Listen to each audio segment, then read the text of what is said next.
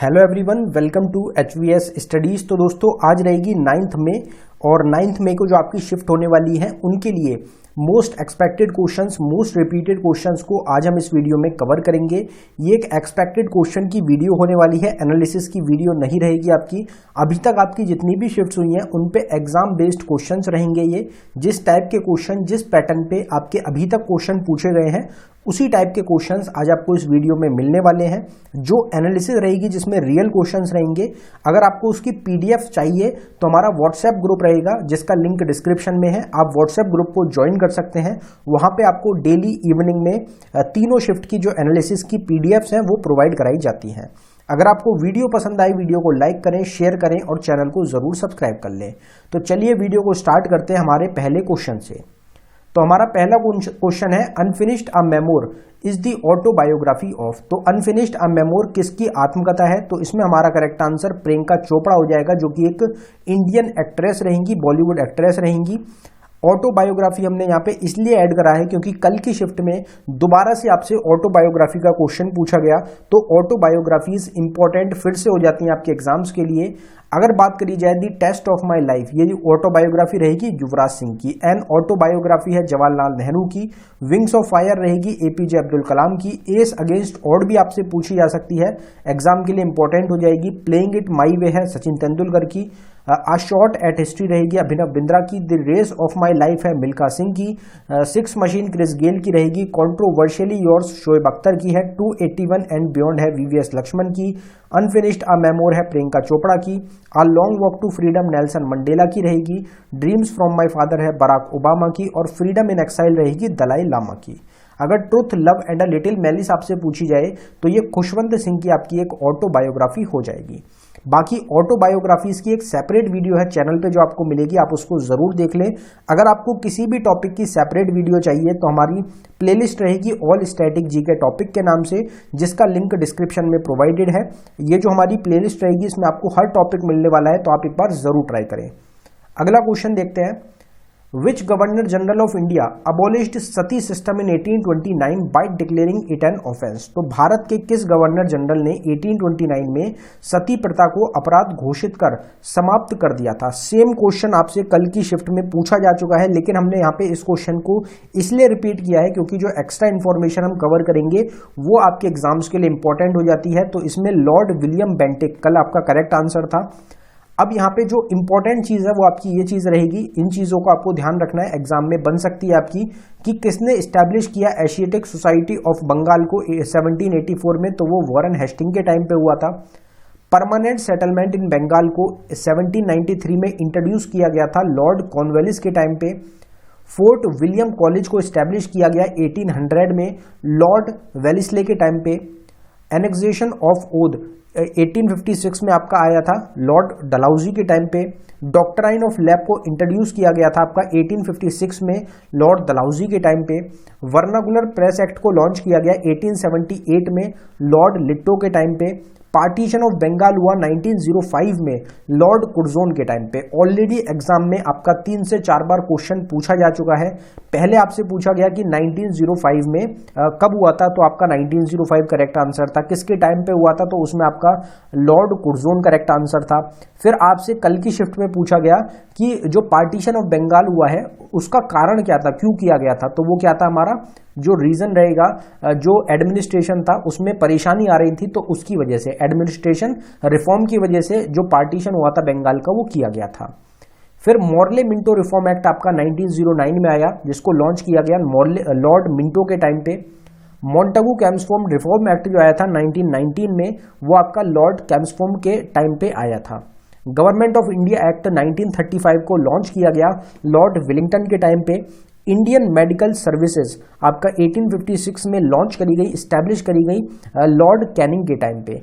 इसी तरीके से यूनिवर्सिटी ऑफ कैलकाटा को स्टैब्लिश किया गया था 1857 में लॉर्ड कैनिंग के ही टाइम पे। तो ये कुछ इंपॉर्टेंट गवर्नर जनरल से रिलेटेड हमारे क्वेश्चंस हैं जो एग्जाम्स के लिए इंपॉर्टेंट हो सकते हैं, क्योंकि पीछे एग्जाम्स में देखने को इस टाइप के क्वेश्चन मिले हैं। अगला क्वेश्चन है हमारा, Nongkrem is a festival from which state of India. तो नोंगक्रिम भारत के किस राज्य का त्योहार है? तो इसमें मेघालय हमारा इस क्वेश्चन का करेक्ट आंसर हो जाएगा। यहाँ पे फेस्टिवल्स आपसे कल की तीनों शिफ्ट में पूछे गए हैं। ये छोटी सी जो स्लाइड है हमारी फेस्टिवल की, इसमें से ही काफी सारे क्वेश्चन आपके ऑलरेडी एग्जाम्स में बन चुके हैं। तो ये तो बिल्कुल आपको हाथ में बिल्कुल आपके होने चाहिए, बिल्कुल याद होने चाहिए आपको कि कौन सा आपका ये जो फेस्टिवल है ये कौन सी स्टेट से है। बिल्कुल इजी इंपॉर्टेंट क्वेश्चन है आपके एग्जाम्स के लिए। तो आंध्र प्रदेश का आपका युगाड़ी फेस्टिवल, तेलुगु न्यू ईयर रहेगा, ऑलरेडी एग्जाम में पूछा जा चुका है। डेक्कन फेस्टिवल और ब्रह्मोत्सवम। अरुणाचल प्रदेश के आपके हो जाएंगे रेह, बुरीबूत, म्योको, द्री, पोंगटू, लोसर, मुरुंग, सोलंग, मोपिन और मोम्पा। हम ऑलरेडी काफी बार इस क्वेश्चन को कवर कर चुके हैं, लेकिन बहुत इंपॉर्टेंट टॉपिक है, इसलिए हम बार बार आपको रिवाइज करा रहे हैं, जिससे कि आप कोई भी कंफ्यूज होकर किसी भी क्वेश्चन को गलत ना कर दें। आसाम के आपके हो जाएंगे अंबुबची, बुगाली, बिहू, बैसागु और देहिंग पटकई। हिमाचल प्रदेश के आपके रक्षधूमनी, गोची फेस्टिवल। मेघालय का नोंगक्रिम जो हमारा क्वेश्चन था, खसिस, वंगला और शाद शुक्र। तेलंगाना के आपके हो जाएंगे बुनालू, भतुकुंबा, युगाडी, कोथाकोंडा, जतारा। तमिलनाडु के रहेंगे आपके पोंगल, थाईपूसम, नत्यांजलि और जलीकट्टू। अगर राजस्थान की बात करी जाए तो गंगौर, बूंदी, डेजर्ट, मत्स्या और शेखावती फेस्टिवल्स हो जाएंगे।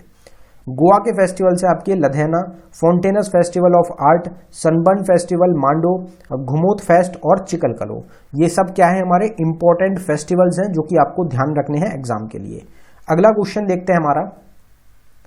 अगले क्वेश्चन पे बढ़ने से पहले हम आपको बताना चाहते हैं कि सिर्फ 79 रुपीज में आपको ये एक ई बुक प्रोवाइड कराई जा रही है, जिसमें हमारे कुछ स्टैटिक जीके के टॉपिक्स हैं और कुछ हमारे करंट अफेयर 2022 के टॉपिक्स हैं। ये सब आपके वही टॉपिक्स हैं जिनसे एग्जाम्स में सबसे ज्यादा क्वेश्चन आपके पूछे जा रहे हैं। टोटल 19 टॉपिक्स रहेंगे।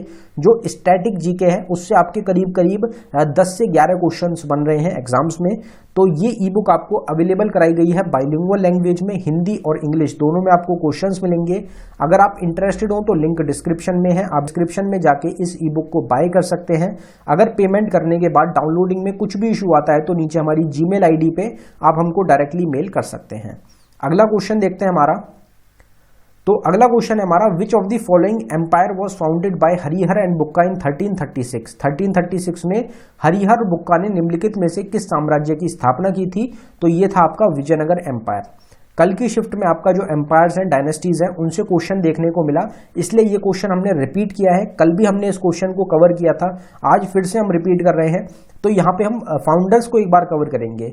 तो जैनिज्म को फाउंड किया गया ऋषभदेव के द्वारा, क्रिश्चियनिटी को जीसस क्राइस्ट के द्वारा, बुद्धिज्म को गौतम बुद्ध के द्वारा, मॉडर्न एम्पायर को चंद्रगुप्त मौर्य ने, शुंग एम्पायर को पुष्यमित्र शुंग ने, गुप्ता एम्पायर को श्रीगुप्त ने, पल्लवा एम्पायर को सिमा विष्णु ने, चोला एम्पायर को विजयला के द्वारा, पाल एम्पायर को गोपाल के द्वारा, नंदा एम्पायर को महापद्मा नंद के द्वारा, सतवाहन एम्पायर को सिमुका सतवाहन ने, गुलाम एम्पायर को कुतुबुद्दीन ऐबक ने और सैयद एम्पायर को सैयद खिलज खान के द्वारा स्थापित किया गया, आपका इस्टेब्लिश किया गया, फाउंड किया गया। तो ये कुछ हमारी डायनेस्टीज रहेंगी। बाकी डायनेस्टीज की एक सेपरेट वीडियो है जिसमें time period, capital, founder, last ruler और करेंसी, इन चीजों को हमने कवर किया है। अगर आपने उस वीडियो को नहीं देखा है तो आप उसको जरूर देख लें। अगला क्वेश्चन देखते हैं हमारा, India one it's first Oscar award in which of the following year. तो निम्नलिखित में से किस वर्ष में भारत ने अपना पहला ऑस्कर पुरस्कार जीता? अब पता नहीं मुझे क्यों लग रहा है कि आपकी आने वाली कुछ जल्दी ही शिफ्ट में आपको ऑस्कर का जो अवार्ड है, ऑस्कर से रिलेटेड क्वेश्चन पूछे जाने वाला है। तो यहाँ पे हमारा करेक्ट आंसर 1982 रहेगा। 1982 में इंडिया को पहला ऑस्कर मिला था। अब यहाँ पे बात करते हैं ऑस्कर की। तो ऑस्कर अगर हम बात करें कि अभी तक इंडियंस में किस किस को मिल चुका है, तो सबसे पहले भानु अथैया को मिला 1982 में बेस्ट कॉस्ट्यूम डिजाइन के लिए। फिर सत्यजीत रे को मिला 1992 में हॉनरी अवार्ड। आपका रिजुल फुकोतू को मिला 2009 में बेस्ट साउंड मिक्सिंग के लिए।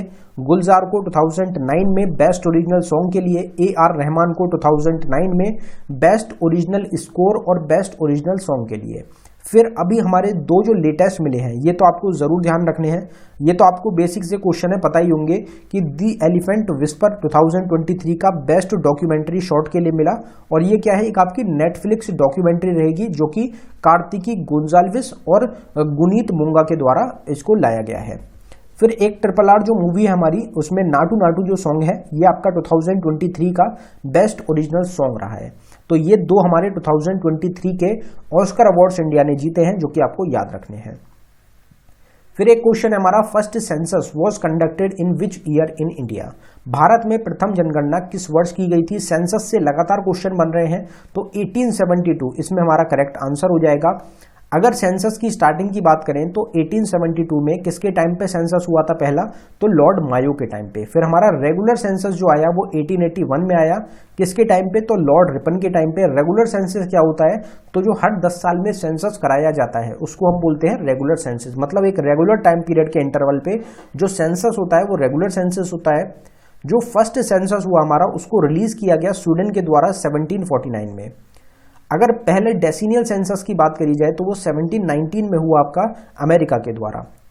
फर्स्ट सेंसस इंडिपेंडेंट इंडिया का 1951 में हुआ, जिसके सेंसस कमिश्नर थे R.A. गोपाल स्वामी। जो सेंसस ऑर्गेनाइजेशन है ये किसके अंडर वर्क करती है, तो ये union ministry of home affairs के अंडर वर्क करती है। मैस्कॉट क्या था 2011 सेंसस का, तो एन्यूमरेटर टीचर हो जाएगा। सेंसस कमिश्नर 2011 के डॉक्टर C. चंद्रमौली रहेंगे। इंडिया की पॉपुलेशन ग्रोथ जो थी 2011 सेंसस में वो 17.7% की है। एक बार इंडिया में नेगेटिव ग्रोथ देखने को मिली है जो कि -0.31% की रही। आपसे हो सकता है कि परसेंटेज पूछ ली जाए, क्योंकि ये आपसे क्वेश्चन तो ऑलरेडी पूछा जा चुका है। तो 1911 से 1921 की रहेगी, मतलब 1921 के सेंसस की रहेगी आपकी, जिसको ईयर ऑफ ग्रेट डिवाइड के नाम से भी जाना जाता है। तो ये हमारा सेंसस है। बाकी एक सेंसस की बिल्कुल सेपरेट वीडियो, बिल्कुल डेडिकेटेड वीडियो आपको चैनल पे प्रोवाइडेड है, आप उसको जरूर देख लें, क्योंकि एग्जाम के लिए इंपॉर्टेंट टॉपिक है और हमने बिल्कुल डिटेल में एक वीडियो कवर करी हुई है। अगला क्वेश्चन है हमारा, 5th Khelo India youth games held in. तो 5th खेलो इंडिया यूथ गेम्स कहाँ आयोजित हुए, ऑलरेडी एग्जाम में क्वेश्चन बन चुका है, मध्य प्रदेश में हुए आपके आयोजित। जो कल की आपकी तीनों शिफ्ट हुई हैं उसमें एक शिफ्ट में 4 क्वेश्चन, एक शिफ्ट में 2 क्वेश्चन और शायद एक शिफ्ट में तीन क्वेश्चन के करीब, तो आपके करीब टोटल 8-10 क्वेश्चन जो थे वो आपके पूछे गए हैं, रिपीट हुए हैं कल की तीनों शिफ्ट के मिला के। तो इसलिए जो क्वेश्चंस पूछे जा चुके हैं उनको भी आप ध्यान रखें, एग्जाम में रिपीट हो रहे हैं। तो यहाँ पे मध्य प्रदेश तो हमारा करेक्ट आंसर हो जाएगा, भोपाल मध्य प्रदेश आपका रहेगा। लेकिन यहाँ पे हम खेलो इंडिया यूथ गेम्स की पूरी की बात करेंगे तो फर्स्ट जो हुआ आपका 2018 में वो दिल्ली में ऑर्गेनाइज हुआ, जिसको हरियाणा ने जीता। सेकेंड हुआ 2019 में पुणे महाराष्ट्र में, जिसको महाराष्ट्र ने जीता। थर्ड हुआ आपका 2020 में जो गुवाहाटी आसाम में हुआ, जिसको महाराष्ट्र ने फिर जीता। फिर आपका फोर्थ हुआ 2021 में, जो कि पोस्टपोन्ड हो गया 2022 में, जो कि पंचकुला हरियाणा में हुआ और इसको हरियाणा के द्वारा जीता गया। और फिफ्थ हुआ आपका 2022 वाला 23 में, जो कि भोपाल मध्य प्रदेश में हुआ, जिसको महाराष्ट्र ने जीता 161 मेडल्स के साथ, और इसमें रनर अप रहा हरियाणा 128 मेडल्स के साथ। आपसे ये भी पूछा जा सकता है कि 5 टाइटल अभी तक हो चुके हैं, सबसे ज्यादा टाइटल किसके द्वारा जीते गए हैं खेलो इंडिया यूथ गेम्स के, तो उसमें आपका महाराष्ट्र करेक्ट आंसर हो जाएगा। महाराष्ट्र ने 3 टाइटल जीते हुए हैं खेलो इंडिया यूथ गेम्स के और 2 टाइटल है हरियाणा के पास। तो ये क्वेश्चन आपको ध्यान रखना है। फिर एक क्वेश्चन हमारा रहेगा, who among the following was honoured with the Bharat Ratna award in 1999 for his work in music field. तो निम्नलिखित में से किसे संगीत के क्षेत्र में उनके कार्य के लिए 1999 में भारत रत्न पुरस्कार से सम्मानित किया गया है। तो इसमें रविशंकर हमारा करेक्ट आंसर था। अगर पंडित रविशंकर की बात करी जाए तो इनका जन्म हुआ है 1920 में, इनकी डेथ कब हुई थी, तो इनकी 2012 में डेथ हो गई है कैलिफोर्निया अमेरिका में। कौन से इंस्ट्रूमेंट से रिलेटेड है, कल की शिफ्ट में भी आपसे म्यूजिकल इंस्ट्रूमेंट पूछे गए हैं, तो सितार इसमें आपका करेक्ट आंसर हो जाएगा। इनको 1999 में भारत रत्न मिला, 1981 में पद्म विभूषण और 1967 में पद्म भूषण। तो इंडिया के हाईएस्ट जो 3 सिविलियन ऑनर्स है वो मिल चुके हैं पंडित रविशंकर को। इनको संगीत नाटक अकेडमी अवार्ड 1962 में मिला और इनको रमन मगसेसे अवार्ड मिला है 1992 में। तो ये आपको याद रखना है पंडित रविशंकर से। बाकी एक सेपरेट वीडियो भी आपको मिल जाएगी भारत रत्न और हमारे पद्म विभूषण से रिलेटेड, आर्ट और म्यूजिक से फील्ड से related. India share its 3rd longest border with which country. तो भारत किस देश के साथ अपनी तीसरी सबसे लंबी सीमा साझा करता है, तो इसमें हमारा करेक्ट आंसर पाकिस्तान हो जाएगा। यहाँ पे आपसे 3rd पूछी गई है। अगर आपसे लॉन्गेस्ट पूछी जाती कि इंडिया जो अपना सबसे लंबा बॉर्डर शेयर करता है वो किसके साथ करता है, तो उसमें आपका करेक्ट आंसर क्या होता, बांग्लादेश। अब अगर यहाँ पे हम बात करें कि जो हमारी नेबरिंग कंट्रीज रहेंगी उसमें सबसे पहले नंबर पे जिससे हमारा सबसे लंबी बाउंड्री शेयर होती है वो बांग्लादेश रहेगी, जिससे हम 4096.7 किलोमीटर की बाउंड्री शेयर करते हैं। वो लगती है हमारी 5 स्टेट्स के साथ, जिसमें वेस्ट बंगाल, मेघालय, आसाम, त्रिपुरा और मिजोरम शामिल हैं। दूसरे नंबर पे हमारी सबसे बड़ी बाउंड्री लगती है चाइना के साथ 3488 किलोमीटर्स की, जिसमें हमारी 4 स्टेट्स और 1 यूनियन टेरिटरी रहेगी। 5 टोटल लगती हैं, हिमाचल प्रदेश, उत्तराखंड, सिक्किम और अरुणाचल प्रदेश स्टेट रहेंगी और एक हमारी यूनियन टेरिटरी हो जाएगी लद्दाख। तीसरे नंबर के सबसे बड़ा जो हमारी बाउंड्री लगती है वो पाकिस्तान के साथ लगती है, जो हमारा क्वेश्चन था 3323 किलोमीटर्स की, जिसमें हमारी 2 यूनियन टेरिटरी और 3 स्टेट्स रहेंगी, मतलब टोटल 5 हो जाएंगी, जिसमें यूनियन टेरिटरी हैं जम्मू कश्मीर और लद्दाख, और हमारी 3 स्टेट्स हैं पंजाब, राजस्थान और गुजरात। नेपाल के साथ हमारी बाउंड्री लगती है 1751 किलोमीटर की, इसमें 5 स्टेट्स हमारी रहेंगी, उत्तराखंड, उत्तर प्रदेश, बिहार, वेस्ट बंगाल और सिक्किम। म्यांमार के साथ 1643 किलोमीटर का लगता है, जिसमें 4 हमारी स्टेट्स आती हैं, अरुणाचल प्रदेश, नागालैंड, मणिपुर और मिजोरम। अगर भूटान की बात करी जाए तो 699 किलोमीटर का रहेगा, 4 स्टेट्स के साथ सिक्किम, वेस्ट बंगाल, आसाम और अरुणाचल प्रदेश का। और अफगानिस्तान के साथ टोटल 106 किलोमीटर का 1 यूनियन टेरिटरी रहेगी, जिसमें हमारी लद्दाख। तो ये आपकी हमारी नेबरिंग टोटल 7 कंट्रीज हैं। आपसे क्वेश्चन भी एग्जाम में पूछा जा चुका है कि इंडिया की टोटल जो लैंड बाउंड्री लगती है वो कितनी कंट्रीज के साथ लगती है, तो उसमें 7 आपका करेक्ट आंसर था इस क्वेश्चन का। अगले क्वेश्चन की तरफ बढ़ते हैं, हमारे अगले क्वेश्चन को देखते हैं। तो ये टोटल हमारे 9 क्वेश्चंस थे जो हमने कवर कर लिए। अब यहाँ पे एक हमारा क्विज का क्वेश्चन है जिसका आंसर आप सभी को कमेंट बॉक्स में टाइप करना है। तो हमारा आज का क्विज का क्वेश्चन है, unfinished a memoir is the autobiography of. तो अनफिनिश्ड अ मेमोर किसकी आत्मकथा है? तो गिवन ऑप्शंस में से हमारे जो भी करेक्ट आंसर हो जाएंगे आप उनको कमेंट बॉक्स में टाइप कर सकते हैं। अगर आपको वीडियो पसंद आई हो, वीडियो को लाइक करें, शेयर करें और चैनल को जरूर सब्सक्राइब कर लें। आपको हर शिफ्ट से रिलेटेड एक्सपेक्टेड क्वेश्चंस हमारे चैनल पे प्रोवाइड कराए जा रहे हैं। साथ ही साथ हर शिफ्ट के एनालिसिस की वीडियोस भी आपको हमारे चैनल पे मिल रही है, तो आप चैनल को जरूर सब्सक्राइब करके रखें। एनालिसिस की PDF के लिए आपको लिंक डिस्क्रिप्शन में प्रोवाइडेड है, आप उसको ज्वाइन कर सकते हैं व्हाट्सएप ग्रुप को, जहां पे आपको जो PDFs हैं एनालिसिस की वो प्रोवाइड कराई जाती हैं। तो आप हमारा जो चैनल है उसे जरूर सब्सक्राइब करके रखें। तो चलिए वीडियो को खत्म करते हैं यहीं पे। धन्यवाद।